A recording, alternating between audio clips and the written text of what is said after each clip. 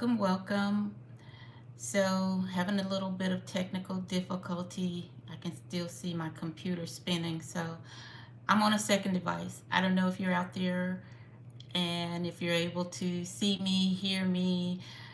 Uh, I don't know. Drop something in the chat. Let me know you're waiting. Um, we're gonna jump on and we're gonna get started in just a few minutes. But I don't know what happened. Everything was set, preloaded, and ready to go. But we're just going to go for it. So, there we go. All right, it's saying I'm live now. All right, well, welcome everyone. It's still freezing up for whatever reason.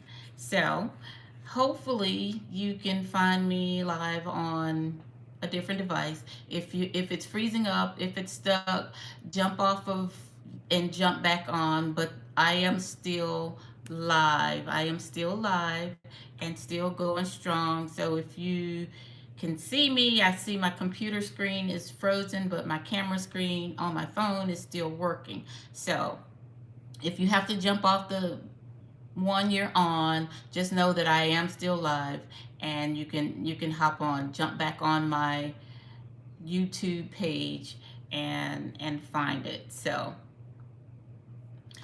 all right, well, hey everyone, welcome and thank you for tuning in to Woman Dare to Live. I am Walda Collins. It's your purpose practitioner and purposeful life warrior. So, welcome and come on into Woman Dare to Live if you dare.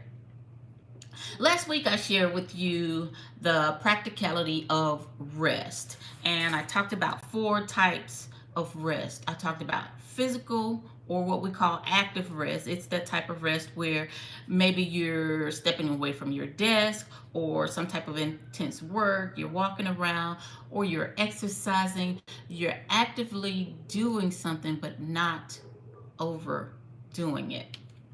So that's physical rest. Then we talked about mental rest. It's shifting your thoughts, your minds away from something that you have going on, taking a breather, taking a rest, just to jump back on that thing again. So I'm trying to turn off my stream on my computer because it's just, I don't know, freezing up on me.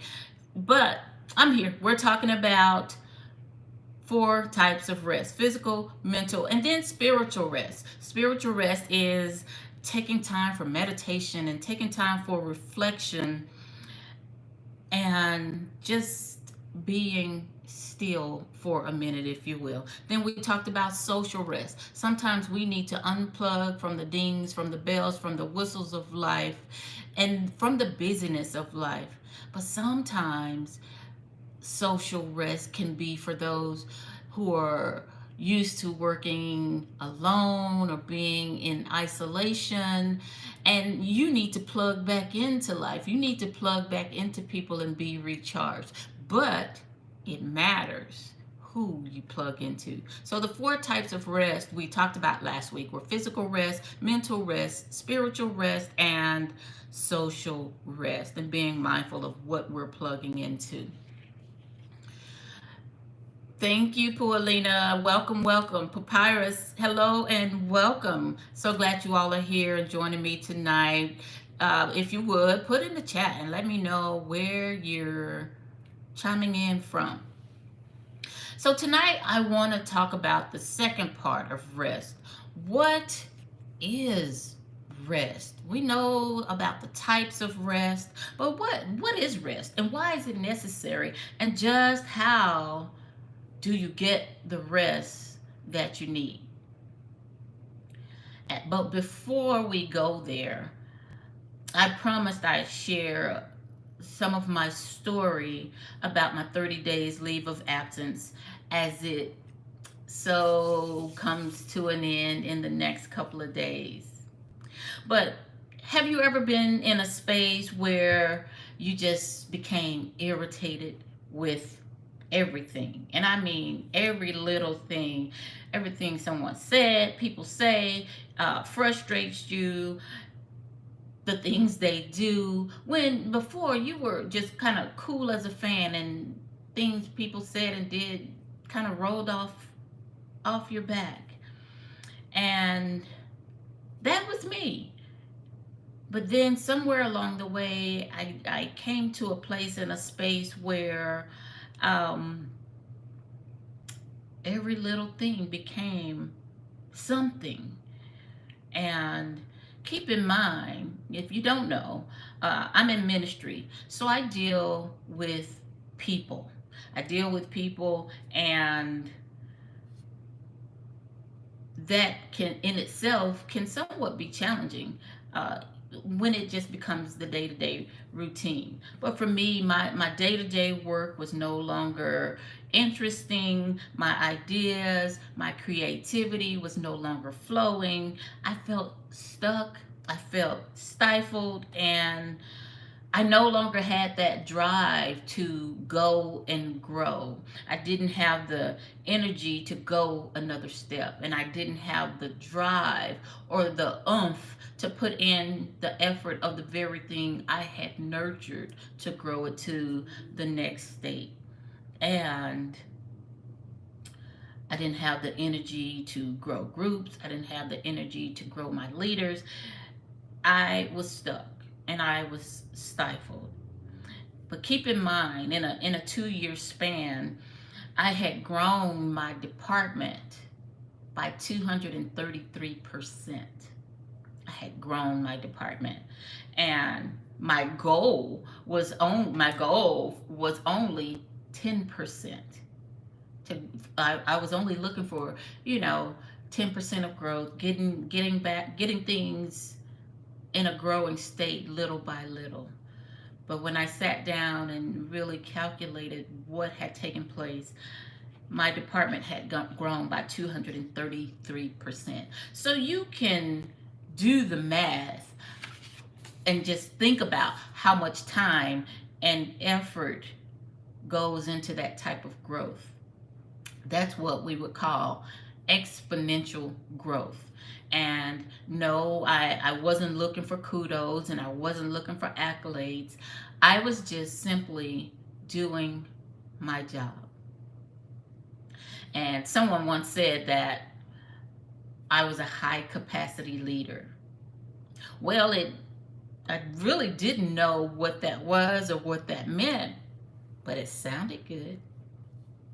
All I knew was I grew up in the Marine Corps for over 23 years, and all I knew was accomplish the mission at all costs, get the job done, and lives are at stake. There is no room to fail. So those words rang so loudly to me. They just really became just who I was. And so that's how my work ethic just was designed at all costs. Get the job done, no matter what, accomplish the mission. And one day, a dear and very wise friend of mine just kind of caused me to stop in my tracks and really pause. And she said to me, she said, Walda, don't give out all your oil. Don't give out all your oil. And those words just really pierced me, and they really convicted me. And hi, Andrew, welcome. Those words really convicted me to my core. And I kind of grew angry. I kind of even grew a little more frustrated. Not because she said those things to me, but because it was too late. I had already run out of oil. My oil well had run dry. I had given and given and poured, and nothing was being poured back into me. And trust me, when your oil well runs dry, I'm telling you, you start trying to dig deeper into the well and deeper into the well. And before you know it, engines start blowing up when they run out of oil, right? And unfortunately, many pastors, many ministers in their field and in that occupation leave for this very reason, because they've given out all their oil. So I'm here to talk to you tonight about the power of rest and what we can do to not give out all of our oil. And the thing about it is, they had given out all of their oil.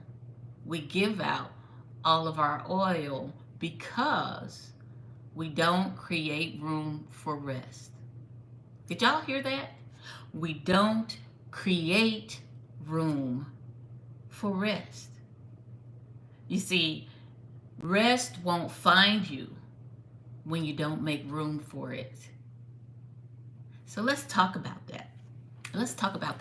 What is rest? So we kind of went through, again, just kind of covered the 4 types of rest, and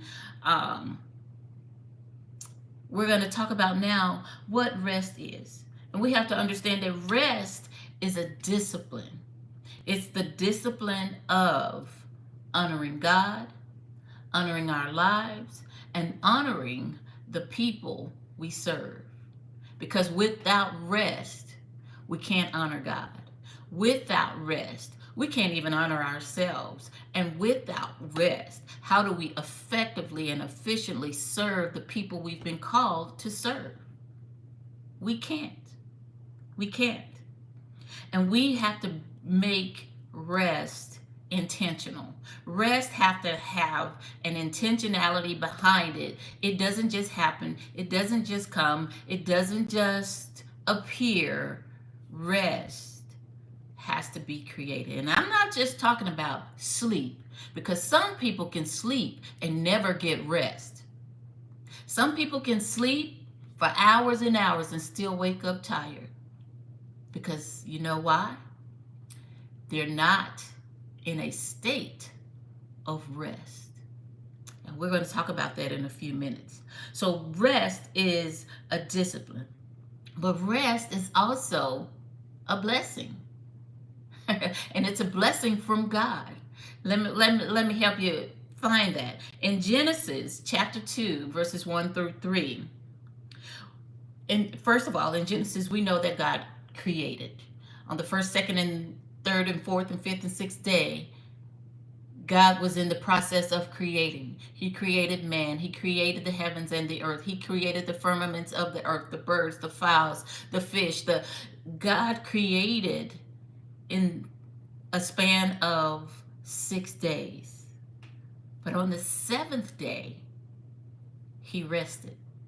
And in Genesis chapter 2, verse 1 through 3, if you got your Bibles, break them out. If you don't, break out your phone, whatever device you have. And if you don't have one, let me know and I'll get you one. Not a device, a Bible. So, Genesis chapter 1. Thus the heavens and the earth were completed in all their vast array. And by the 7th day, God had finished the work he had been doing. So on that day, he rested from all his work. But catch this part in verse 3. Then God blessed the 7th day and sanctified it, because on that day he rested from all the work of creation that he had accomplished. So God created rest.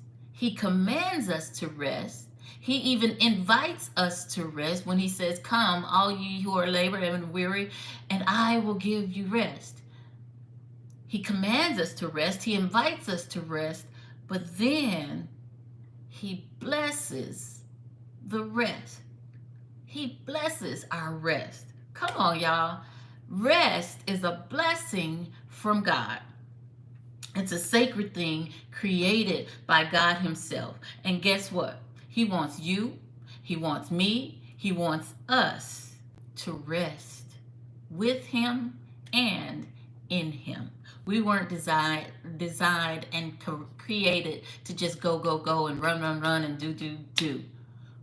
There has to be rest, and the rest has to be intentional because we live in a crazy, busy world.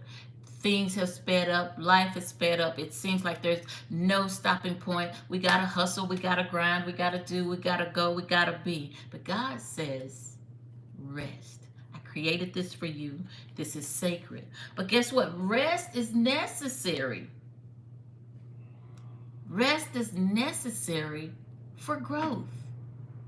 Think about somebody who works out, who's a bodybuilder, and they're working those muscles. They're intentional. It's intent. But guess what? Those muscles and those fibers, they tear, they break down. But the moment they go into rest mode, those muscles begin to heal and grow. And the same thing with us. The moment we enter into the proper rest mode, we begin to heal and grow. Rest is necessary for growth. It's necessary for our inner peace. If you're in turmoil, if your mind is all over the place, you are not in a state of rest. But rest also enhances our joy. So what is rest? Rest is discipline. Rest is an invitation from God, and rest is a blessing from God. But it has to be intentional. But when we ignore rest, and I'm just a living witness that when you ignore rest, you become frazzled, you become stressed, you're on the edge, you don't want to deal with things, you don't want to deal with people. You have to become aware that you're not in a state of rest when you're feeling these things and you're sensing these things. In other words, when you're feeling frazzled, when you're feeling stressed, when you're feeling worn, when you're in that state of disarray in your life, you've given out all of your oil and your engine is about to blow. So don't give out all your oil. But when rest is established, when it's coalesced, when it's incorporated, when it's intentionally included in our lives, we find that we are emotionally, spiritually, mentally, and physically refreshed and healthier. So my question for you is, how's your health? Is it in a state of disarray? We'll talk about that in a minute. So why is rest so necessary? I want to share a little bit about 1 Kings chapter 19. In 1 Kings, we know that Jezebel had threatened Elijah because Elijah had pretty much killed off all the prophets of Baal, and Jezebel was like, "You about to suffer and die because you killed off the very things that I worship." In that state where Elijah was busy, he was warring, he was trying to get things back into alignment with what God had called them to do. But Elijah, after Jezebel threatened to kill him, he began to complain that, "Oh, I've lost my zeal for God and I've lost my zest for the Lord. Now I'm all alone." And he escaped. He fled to the wilderness because of the threat on his life. Who are you to kill my people? Who are you to kill my prophets of Baal? Who are you to have some authority? And sometimes, even in our lives, people may not threaten to kill us, but they make us feel like, who are you? Or who called you to do this or be that? Anybody feel threatened or less than because Somebody didn't feel like you were supposed to be in authority over something. We'll get into that one day. I really want to flesh that out. But Elijah was so in a state of disarray, his mind, his emotions, his physical. He was in such a state of disarray, fleeing and going into the wilderness, and so exhausted to the point to where he wished to die. Have you ever been to the point of exhaustion where you wished to die? I've never been that point. I've never been that in that state of disarray. But I have been to the point of exhaustion where I thought I was going to die. Because that's how stressed I had allowed myself to get. That's how much in a state of unrest I was. But what does that really translate to? Not that we really want to die, but yes, Elijah wanted to die. It's because when we become physically, spiritually, and mentally exhausted, our vision, our thought process, our minds can't click, can't fire, can't think the way they're supposed to. We're so focused on everything that's happening around us that we can't focus inwardly or upwardly. We can't focus on the things that we should focus on because we're too focused on the things that are happening, that are going on, that are taking place. And guess what? Exhaustion skews our vision. It skews our thoughts. It warps our thoughts. We start thinking wrong things, ill things. Exhaustion is a beast. And even when we look at 1 Kings chapter 19, oftentimes we want to skip to the part where God speaks to Elijah. You're not alone. I am your God, and you're going to have thousands of people and kings and this. But what we miss when we try to just capture, oh, well, God is going to come through. God's going to work it out. God's going to, yes, he is. But there's something that God wants us to do before he ever works it out, before he ever gives us a plan, before he ever speaks. There's something we must do first in order to hear God's plan. In order to hear God speak, we have to do something first. And this is what Elijah did. Once he fled to the wilderness, he prayed. He prayed to God, I wish I was dead. This whole life, this whole thing, this woman wants to kill me, and I'm just done. I quit. I'm fed up. I can't take it anymore. However, in order for us to hear God, and I want to share this with you, don't make a hasty move. Don't make a sudden decision. Don't make a rash or irrational decision when you're exhausted, when you haven't had the proper rest. So Elijah did this. He went, he sat up under a broom tree, and he took a nap. He took a nap. And when he woke up, he ate. And then he got up and went for a walk. So I say to you, don't make rash decisions. Don't make hasty decisions. Don't make irrational decisions when you haven't taken the time to proper rest. Because sometimes all you need is a good nap, a good meal, and a walk through the park. Sometimes all you need is a nap, a good meal, and a walk through the park. Now, sometimes we nap and we want to nap for hours and hours and hours and hours. And no, that's not the plan. That's not the purpose. And then sometimes we want to eat good till our belly's full. We want to eat a big plate of nastiness. I'm just putting it out there. We want to eat a big plate of something that we're going to regret later.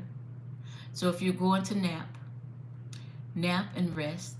But don't let it be all morning, all night, or all whatever that is. Do it in moderation. But then when you eat a good meal, Eat from the earth. Eat food that's going to benefit you, not food that is going to cause you to pay for it later. A good nasty meal now, you will pay for it later. So eat in moderation. Nurture your body with good food, fruits, vegetables, salads, nuts, avocados, things that won't cause you to pay for later. So Elijah, in his haste or in his weariness, in his state of exhaustion, he rested. He napped. He ate a meal. He got up. He went for a walk. We have to recognize the importance of rest. But what we also have to recognize is rest is a choice. Rest is a choice. Either we choose to do it or we refuse to do it. And in our choosing or refusing, there will be results or consequences. And we can't allow society to dictate, as people of God, we can't allow society to dictate what rest looks like. Because as believers, it's countercultural to rest. It's countercultural to seek God. It's countercultural because the world says, oh, we celebrate your grind. We celebrate your hustle. Work yourself into the ground until you've created what you wanted to create. And that's not how it works. That's not how it works. Rest is a discipline. It's a blessing. And it's a choice. You can choose or refuse to do it, but either way, there are results and consequences to rest. So, Walter, you may be asking, well, Walter, just how do I attain this rest that you're talking about? And Paulina says, I set my timer for 20 minutes and recharge. And that's exactly what we need to do. We may not have a full day. We may only have a few minutes. But guess what? When we set that timer, we're setting for intentionality. I'm being intentional about my rest. So just how do you come into this state of rest that we're talking about? How do we do that? First of all, we have to retrain our thinking. We have to reset our thoughts about rest. And first and foremost, we have to recognize that we need rest. And so the first thing is, how do we do it? We have to, one, acknowledge the fact that I need rest. Acknowledge is what? I have to admit, and admitting is part of the truth. The truth will set you free. So acknowledging or admitting the truth of the matter is, I've gone too far, I've gone too long, I've done too much without stopping, without acknowledging God, without inviting Him in, without sitting at His feet, without allowing Him, because He's already opened the invitation, but we've not accepted it. So first of all, how do you enter into a state of rest? One, acknowledge that you need rest. And then number two, you have to decide. You have to make an intentional decision that you are going to take rest. You have to take rest. Rest won't be given to you. You have to make the decision that I'm going to take this time to rest. 20 minutes, 15 minutes, 30 minutes, an hour, whatever it is, but you have to take the time and make the time to rest because it's intentional. It's a choice. And then after you've acknowledged that you need rest, decided, made a decision, I'm intentional. I've written it down, I've plugged it in on my calendar, I've programmed it on my phone. Whatever it is that you do, then you have to do it. You have to, it's that simple. But the thing is, that thing that you don't plan doesn't get executed. If you don't schedule it, it doesn't happen. The intentionality of resting is not just, passing out and falling asleep because you're tired. But before you even get to that state, acknowledging, deciding, and acting on that state of rest. And then you have to really focus on what type of rest do I need or want to do or incorporate. Do I want physical rest, or what I call active rest? Do I want to go for a walk? Do I want to ride a bike? Do I want to walk through the park? Do I want to sleep for a good 15-20 minute nap? Am I getting a full 7.5 to 8 hours of sleep? Good sleep. Not, like I said, pass out and just go to sleep, but am I intentional about setting my day, orchestrating my day to the point where when it's time for me to lay down and go to sleep, I'm not laying down and going to sleep because I'm exhausted. I'm laying down and going to sleep because I've planned my day. Physical rest. And then there is soul rest. Whew, this is a good one. Soul rest. How do you rest your soul? What is the soul? Well, the soul is made up of three things: your mind, your will, and your emotions. Right? Your soul is made up of three things: your mind, which is your knowledge; your will, which is your choices and your discipline; and your emotions. Love, joy, peace, hate, grief. Those are emotions. Your soul is made up of those three things. How now we can get into understanding how we rest our soul. You rest your soul by one, taking your mind off of things that you can't control. Taking your mind off of circumstances and situations and allowing God to work them out for your good. Resting your soul. Then your will. Your will is your choices. Making the best choices for your life. Not hasty choices, not spur of the moment choices, not choices that you will regret later.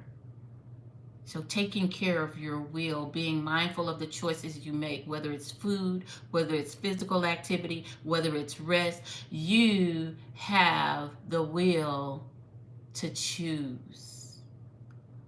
The will is your discipline. If you choose not to work out, if you choose not to eat well, if you choose to focus on things you have no control of, you're choosing to be in a state of unrest. You're choosing to be in a state of unrest. So how do you rest your soul, which is your mind, your will, and emotions? Taking time to unplug, to reflect, to meditate. The word says to think on good things. Love, joy, peace, patience. Oh, think on good things. What are you taking in? What are you filtering into your life, into your TV activity, your professional development, your personal development? What are you taking in, and how are they benefiting you? The knowledge that you're receiving from them, are they conducive to where you're trying to go? Are they conducive to the destiny that God has set for you? Your mind, your will, and your emotions have to be in a state and a place of rest, because that's how you rest your soul. And then there's mental rest. Mental rest, unplugging from the dings, the bells and whistles of the world, abstaining from feeling like, oh, I gotta go do this, I gotta go do that, I gotta be here, I gotta be there, this event is going on, that thing is, and they're doing this and we're doing that. Whew, time out. Time out. Sometimes we have to let those dishes sit in the sink another day, because I need rest first so that I have the energy to keep going. Sometimes we have to take a break from feeling like we have to do something every moment of the day and learn how to just be still. Sometimes we have to learn how to just be still.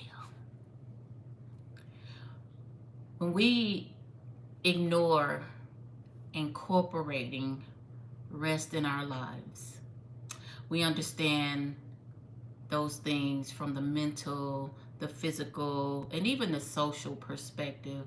And like I said, socially, sometimes we can't be at every event.